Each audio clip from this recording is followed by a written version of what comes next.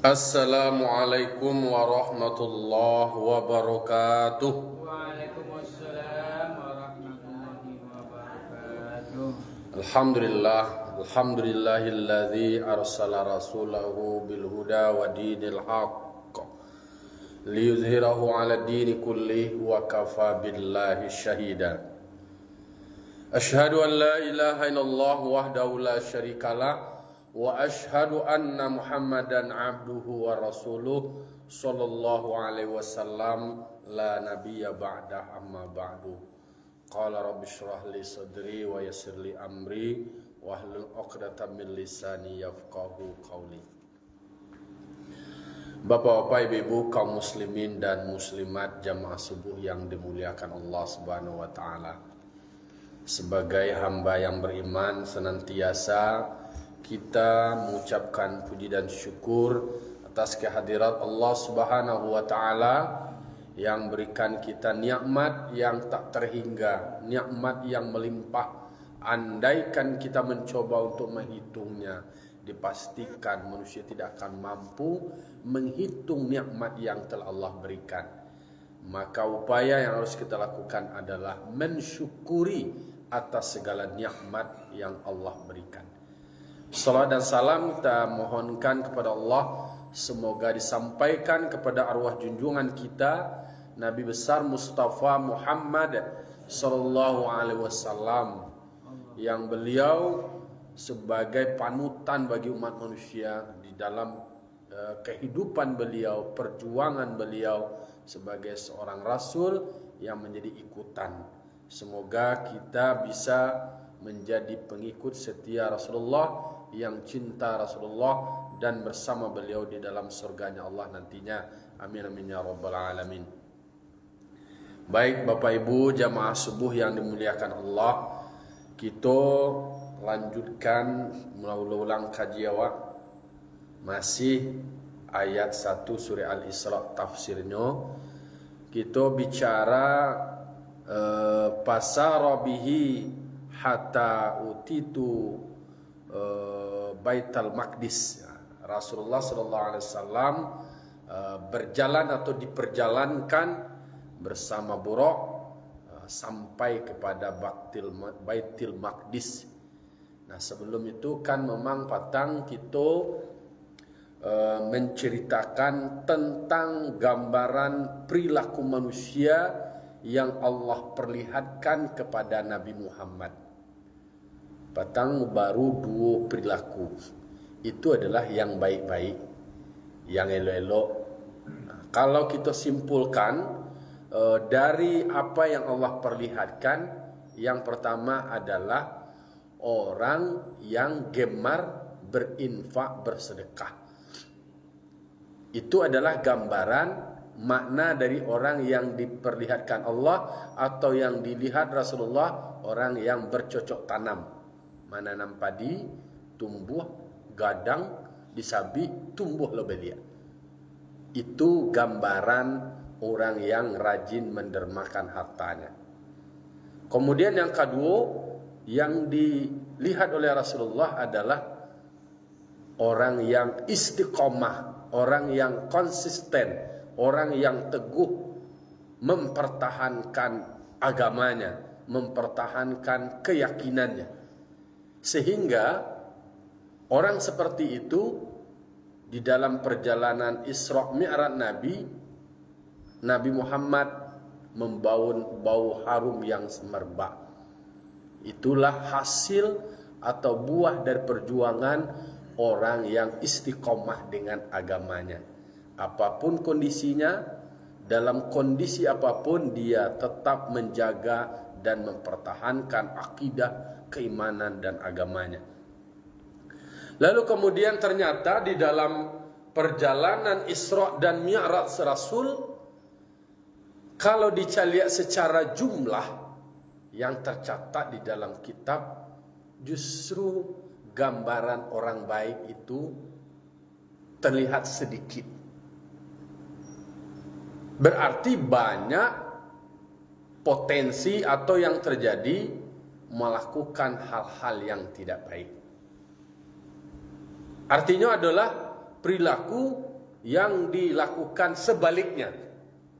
Contohnya, kalau yang baiknya tadi adalah orang yang rajin berinfak, kemudian teguh dengan agamanya. Berikutnya yang beliau lihat adalah orang yang enggan sholat, orang yang barik sholat.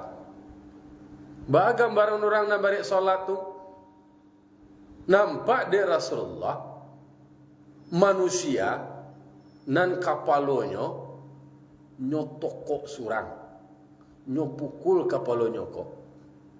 Joanya pukul, diambil batu, kemudian diampuknya batu ke kapaloi. Makuai batu pada kapalo. Dia du batu yo kapalo ko mana pecah. Pecah kapalo. Kalau lah kapalo pecah tu berdarah, luko, cair. Yang memukul kapalonya tu bukan orang lain. Inyo surang. Dia sendiri yang memukul kepalanya.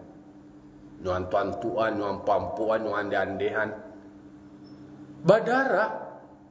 Pecah. Tak kaji Rasulullah, tak cengang Rasulullah. Dari keterkejutan dan ketercengangan itu Rasul bertanya kepada Jibril, wahai Jibril, ini siapa wahai Jibril? Kok sampai kapalonyo nyolo tukang pukul surang, inyolo tukang toko surang, inyolo na mampu kapalo surang. Bala orang eka, le normal orang eka, li waras eka, li cegah orang eka. Itulah potret atau gambaran umatmu wahai Nabi Muhammad. Kalau tadi kan ada peluang potensi baik, kalau kini ada problem, ada masalah yang dinilai kecil orang kini menyimpang anomali, inyo surang namun kok kapaloi.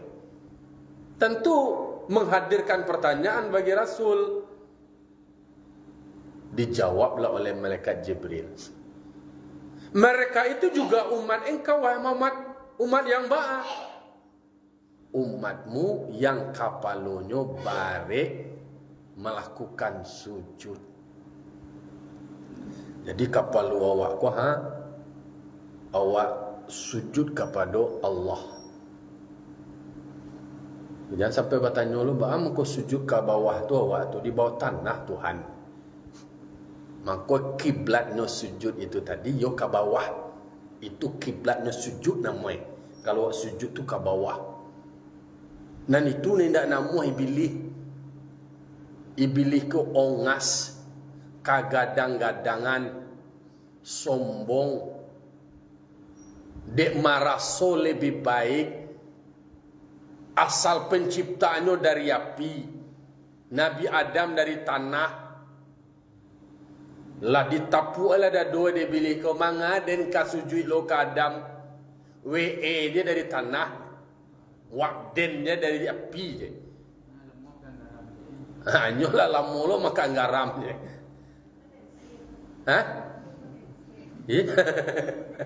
Jadi begitu yang Allah perlihatkan kepada Nabi Muhammad apa model dakwah yang harus dilakukan. Maka solat ikulah perintah Allah yang langsung dijemput oleh Nabi Muhammad di dalam mi'raj beliau. Dibandingkan dari ibadah-ibadah yang lain, semuanya adalah disampaikan melalui perantaraan malaikat Jibril. Tetapi beda dengan solat. Solat perintahnya itu adalah dijemput, dibawa langsung dari Rasulullah SAW, dan itu pun melalui sebuah jumlahnya melalui sebuah dialog konfirmasi dari senior beliau Nabi Musa. Nabi Ibrahim lewat aniangnya Nabi Ibrahim nak do bertanya.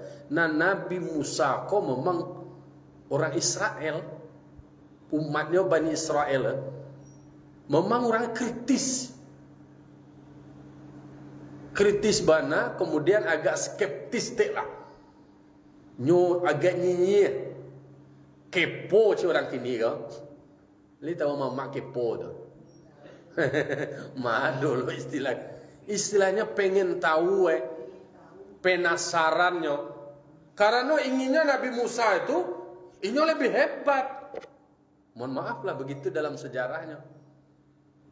Kesombongan Nabi Musa kok kan pernah ditegur loh, Dek. Allah Subhanahu wa taala melalui cerita Jo Nabi Khidir. Ali karena Nabi Khidir lah. Kan agak tanu setek tu tak akuan ada Nabi Musa ga. Nak donan santiang dalai selain den oleh. Nak donan lebih hebat dari den oleh. Jangan lebih santiang lain. Jangan lebih hebat lain. Kok suara den dari kok den bagak, barani, gagah, gadang, tinggi, kuat, banyak pengikut. Nyo ketika nanggak lebih-lebih banyak tu ya agak sombong lestek. Mohon maaf, ikut gambaran lalu ditegur Allah baraja lah celai. Mengaji celai, tambah kaji celai. Ado ni ndak ado dapat dengkau ado orang lain. Ndak kasado dapat dengkau do. Dek dapat teguran tu penasaran, sia tu wahai ya Rasul, siana lebih hebat dari ambo. Di mata tampe ambo baguru ka beliau, ambo baraja ka beliau. Nah, ditamuilah disebutkan di dalam Al-Quran tempat bertemunya dua laut. Di situ engkau bawalah ikan di malapeh laut kau tadi, di situ keberadaannya. Nah, takatu mengko hadis yang menggambarkan Nabi Musa itu beliau itu mencari guru karena disebutkan ado yang lebih alim darinya. Jadi di maurangan alim datangi, temui, baraja sama beliau, tuntut ilmu itu. Maka li anna ziyadatul ilmi matlubah. Sesungguhnya bertambahnya kaji, bertambahnya ilmu itu adalah dicari, ditemui guru. Nah itu. Nah Nabi Musa kok tanya ke Nabi Muhammad, wahai Muhammad, kalau kau bertemu dengan Allah Ta'ala, apa yang dia Allah ke engkau? Aka ganti buat tangan oleh-olehnya. Sebab Nabi Muhammad dan Nabi Ibrahim nak do bertanya kan. Nak do kepo-kepo istilahnya, istilah tersenyum je. Tiba di Nabi Musa nyo gali sadalam-dalame nyo tanyo. Jadi ada ulama yang menafsirkan begitulah karakternya orang Israel itu mengkritis, inyo mencari secara detail, dan inyo memang merasa lebih hebat.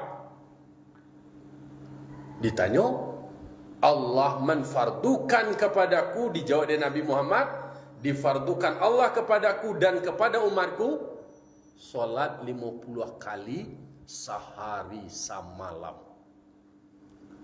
Nabi Musa tentu orang yang sudah berpengalaman mengurus umat, lah setidaknya lah ada gambaran bayangan kecenderungan umat kau.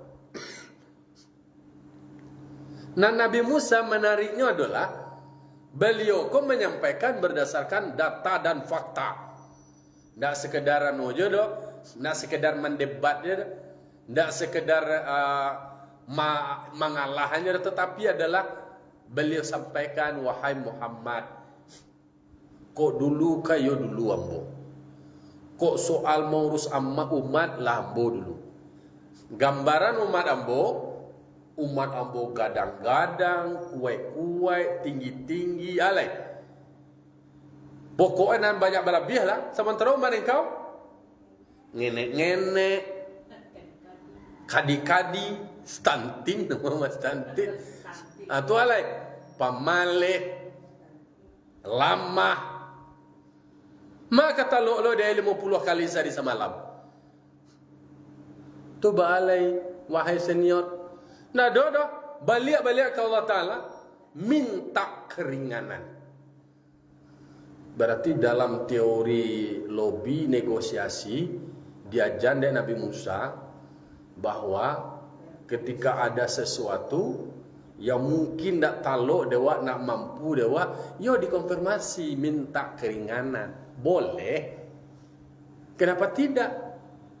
Oh, berarti ada peluang. Balik kepada Allah, kemudian bertamu, kemudian menyampaikan permohonan itu dan minta keringanan. Allah merespon apa keinginan hamba. Allah respon, berikan kemudahan, dikurangi limu. Begitu seterusnya Nabi Musa ko memang berharap. Karena baka ba'alah Nabi Musa ko rasul-rasul yang sebelumnya tu umatnya alum bisa masuk surga oleh sebelum masuk Nabi Muhammad. Begitulah keutamaan dan kelebihan Nabi Muhammad, tak masuk kita umatnya sekali. Saking keponya Nabi Musa tu sehingga minta kurang tarui. Bara tinggal limu. Dek Nabi Musa masih minta je boleh. Akurannya lalai. Dek Nabi Muhammad di situ loh beliau punya kecerdasan, tentu harus adolo nalaren. Dia gia Allah Ta'ala lah dikurang-kurang tuh itu minta anu lo, minta perai lo. Itu kojo nak nama tuan nak dibawa nama lain. Itu Nabi Muhammad bertahan lo dengan prinsipnya lah. Wahai senior, nan pasan engkau nasihat engkau sekian kali lah yang bodanga lah mau perjuangkan. Tapi kalau lah tinggal limu kalau lai kau diminta lo balia tu angui lai tu abih lai. Di situ lo kunci nak mau malaweh kasadua aja dah. Beliau sampaikan 5 waktu sehari semalam yang Allah fardukan kepadaku dan umatku, 1 kali itu bernilai 10. Berarti kalau 5 bernilai 50. Yang dikerjakan sekarang dengan 5 kali waktu nilainya sama dengan mandat semula yaitunya 50. Itu ibadah yang dijemput di dalam Isra. Tetapi sebelum itu dijemput dan diperintahkan Allah, sudah digambarkan betapa umat dari Nabi Muhammad anggan balik kapalue sujud kepada Allah. Dengan kesombongannya, dengan keunggasannya, ndak namuh kapaluku sujud anggan. Itulah yang diperlihatkan mereka yang memukul kapalunya surang. Inyo nama nokok-nokok kapalo surang. Inyo nama pampuk kapalo surang.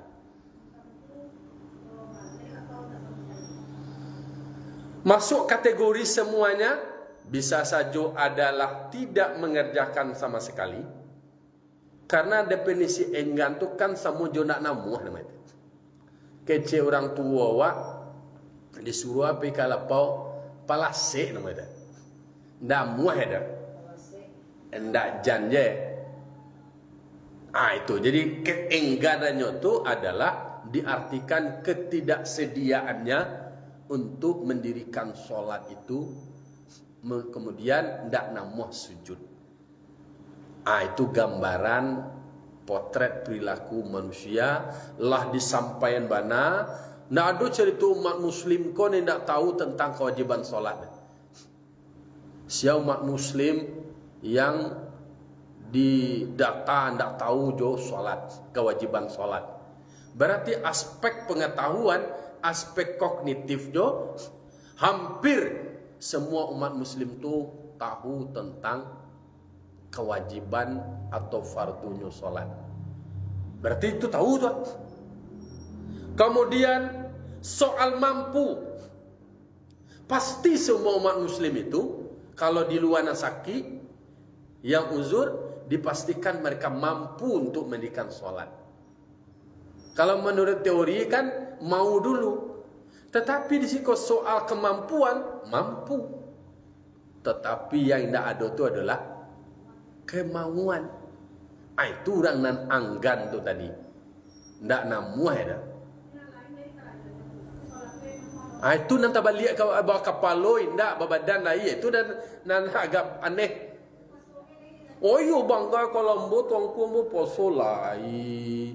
bazakat sedekah mulai, babuik bayi lai, tapi nak sembahyang cie ko ni ndak ada dia bonye. Aku ke Jumat lagi je lah. Aduh je ke Jumat je nama itu. Mangko disabuian di Allah Ta'ala di dalam Al-Quran. Wa innaha lakabiratun illa alal khosyiin. Memang iyo sambayang ko bare. Karenanya kan sambayang ko gerakan dari iman. Iman yang menggerakkan, kemudian ada kesediaan awak, ada kemauan awak untuk mendirikannya. Yang mampu mendirikan itu adalah alladzina yazunnuna annahum mulaqu rabbihim. Mereka merasakan ketika mereka mendirikan salat, mereka bertemu dengan Allah. Maka ada adab-adab salat, ada hayat-hayat salat, ada rukun-rukun salat. Itu adalah tentang kewajiban dari manusia. Sedangkan perintah solat koje baca pui berarti ikolah disebut kapalue. Kapalue bahkan awwalu ma yuhasabu yaumal qiyamah as-shalah. Nan pertama ditanyo nan diaudit kepada manusia ko kasadonyo adalah solat. Pertanyaan pertama di situ. Kalau dalam teori persyaratan, persyaratan pertama, lulus ujian pertama lu untuk bisa di tingkat nasional lulus kompeten lu. Lulus kompeten tu nanya lo ke provinsi. Yang pertama persyaratan pertama dia nak lulus itu maka lu masuk tahap berikutnya. Persyaratan utamanya di situ. Makanya dikatakan as-salatu imaduddin. Salat itu adalah tiang agama. Faman aqamaha faqad aqamaddin. Siapa yang mendirikan salat berarti mereka mendirikan agama sebegitunya. Wa man tarakaha faqad hadamaddin. Siapa yang meninggalkannya diumpamakan seolah-olah seakan-akan mereka merobohkan agama. Itulah gambaran yang Allah perlihatkan kepada Nabi Muhammad tentang keengganan manusia mendirikan sholat, diilustrasikan seperti orang yang memukul kepala mereka sendiri. Mengko kapalo di situ simbol dari sujud. Kapalo ke bawah pinggu kate.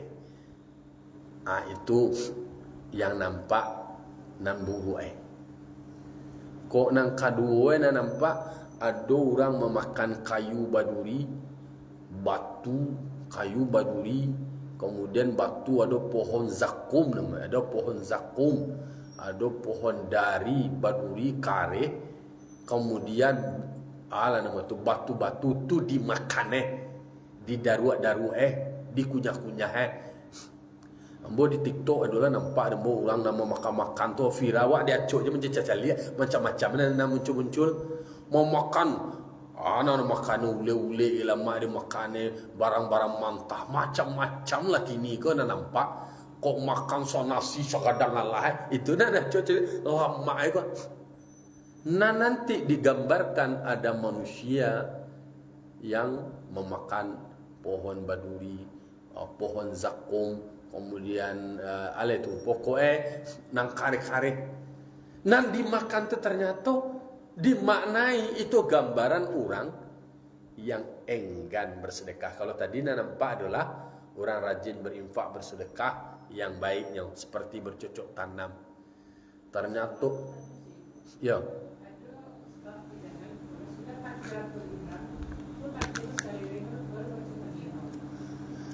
itu namanya memantapkan takbirnya tuh, memantapkan takbir rasonya Allah. Itu kan istilahnya menghadirkan khusyuknya, karena itu kan permulaan, karena sholat itu dimulai dari situ. Jadi nado Ayo tu istilahnya kalau awak mencari secara positif nak do istilah memantapkan niatnya di dalam takbir itu kan niat dalam takbir itu kemudian dia bangkit Allahu Akbar. Di situ mulai ndak bolehnya awak beraktivitas yang lain di luar yang ditetapkan di dalam aturan solat. Tapi bawa takbirnya 2 kali nak do penyebutan ndak do syariat itu. Manya bilo ndak sah lo sembahyangnya kalau ndak 2 kali takbir. Tu mungkin takbir intiqal mungkin mah awak takbirnya adalah takbiratul ihram. Di situ dan mi'raj. Dan mi'raj itu adalah pada saat takbiratul ihram. Itu makamnya adalah makam mi'raj. Jadi kadang-kadang aku kan awak bukan punya membaca Allahu Akbar takbir pertama tu rasanya alun masuk lagi ulang lagi kan ada. nggak masalah. Lalu masuk Rasulullah kan rasul di situ tuh. Nah jadi masalah tuh menyebutkan kalau ndak 2 kali nak sah tu tu yo gak berbeda kan tak kau dulu kitab adanya. Mau ulang balik tu bah. Mau ulang balik istilahnya alun masuk dan balik.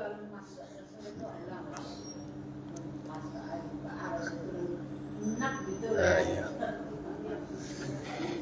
Karena kan awak menghadirkan 6 solat tu kan mulai dari situ. Start itu harus masuk deh. Mai dia masin kau sek alun ni dia dah. Tik alun ni dia dah. Ai duit ya baru mulai we. Ya wa istilah nataka median masin auto tadi lah. Lu ni di masin ni dah. Tentu diulang ya start kau. Ada. Nah, nak boleh tu membuat hukum sendiri. Membuat hukum sendiri nak sah kalau nak 2 kali takbiratul ihram je. Itu pandai-pandainya membuat itu.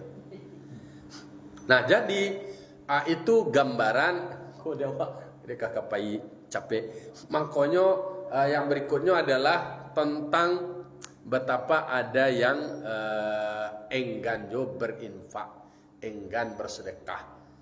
Itu digambarkan orang nama makan batu dan makannya.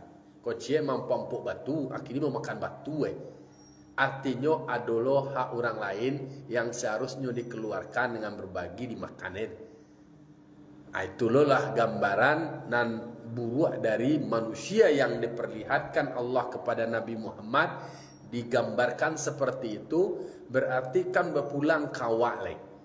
Maukah awak seperti mereka atau tidak? Tentu awak berselindung kepada Allah, jauh awak dari itu nih, jangan sampai takatu awak, karena itu adalah bahagian dari yang tidak baik, yang tidak baik yang Allah perlihatkan, yang seharusnya manusia memang tumbuh rasa kesadaran. Ada pula hak-hak orang lain, ada pula yang sebenarnya mereka membutuhkan keberadaan kita dengan apa yang kita miliki atau dari apa yang kita usahakan. Karena ternyata apunan kecil awak nan punya awak, apunan buah hasil dari usaha awak, ternyata di dalam itu menumpang adalah rezeki orang di situ. Semoga awak nak do sampai memakan kayu baduri, kayu kareh, kayu batu, batu tu guys. Itulah digambarkan seperti zakum. Na'udzubillah summa na'udzubillah. Ada juga nampak dan Nabi kalau baca orangnya seperti orang pezina. Nampak dan Nabi itu sesuatu yang mencengangkan pula. Ada manusia, sekelompok manusia di tangan suhu ada daging anca, harum, barasiah baru. Di sebelah kidai, tangan kidai, daging busuk, bau ule-ule. Itu dah dimakan. Kau nak menimbulkan pertanyaan lo dan Nabi. Ba'alo lah ulang kecik Nabi. Lah jaleh ada daging yang ancak, yang barasiah. Harum lo tu leh. Kau dimakan lama. Ndak itu dah nikmati doh. Ana dimakan. Daging busuk nang bulu lek nang buak tu. Itu nanya makan. Tentu memberi Rasul bertanya, kok ada manusia takah koye? Adolah. Tu siapa orang eko? Kecik Nabi ke malaikat. Umat engkau mah nan baawe eko. Inyolah punya istri, inyolah punya suami, itu nan diumpamakan daging nan ancak nan harum yang halal tu tadi nan di sebelah suhu itu. Tapi inyo berzina, inyo berselingkuh dengan yang lain. Dimakannya daging nan busuk boleh ni dah halal tu. Itulah nan menjadi tantangan supaya mengedukasi masyarakat, menyadarkan masyarakat yang halal sudah ada. Nikmatilah yang halal tu. Cara menikmati tasarahlah lah dijalahan di dalam Al-Quran. Ko rumah nisaukum harsul lakum. Kalau orang rumah tu sama jo sawah ladang. Datangilah baca roela, ba membe bahagia, ba membe senang, itu na jalan, itu nan punya awak. Mangkonyo nan di rumah tak kata pulau ba alo membe ampulai itu bahagia dan tentram di rumah. Aku kadang-kadang ditanya ba kata tiba di rumah awak, ye boh ye berang ye nak nyaman ye di rumah tu dah, ancam melelewah aja keluar. Kecialah kan nyaman lo dan di luar tu. Di lapuh lo dan di luar tu, kerana di luar tu ketika lah jadi punyoinya ndak lo adalah samo lo tekatu lo kiro jo. Ya, akhirnya adalah menimbulkan kekecewaan. Tetapi di dalam perjalanan Isra Mi'raj Nabi itu diperlihatkan, itulah yang akan menjadi kenyataan. Iko problematika gambaran dari perilaku umat, dan Rasul harus memberikan solusi jalan keluar, pendekatan-pendekatan untuk menjelaskan mana yang dibenarkan menurut Islam. Lah itu tiga tu elu. Tiga tu nan dailu nan calah dua. Nan buuk-buuk le tiga tu. Ko je lu kita ini manungan betapa memang digambarkan, diperlihatkan perilaku-perilaku yang baik dan banyak yang tidak baik. Tidak baik berselindung wa Allah Ta'ala, ya Allah jagolah kami ya Allah, jauhlah kami dari godaan syaitan ko ya Allah, sehingga kita tetap istiqamah berbuat baik, kemudian jauh wanae dari segala perbuatan yang tidak baik. Wa'tabiru ya ulil absar la'alakum turhamun. Assalamualaikum warahmatullahi wabarakatuh.